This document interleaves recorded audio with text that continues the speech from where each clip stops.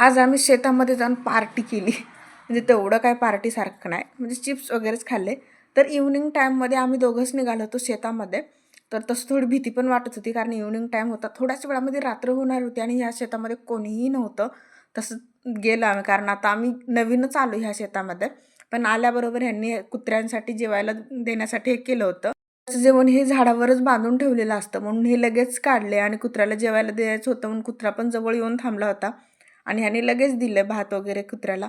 तर तेही खायला लागला आणि आम्ही शेताकडे जाण्याच्या आधीच दुकानमधून चिप्स वगैरे सगळं वेफर्स घेऊन आलं होतं. म्हणलं चला शेतामध्ये मस्त पार्टी करू आपण.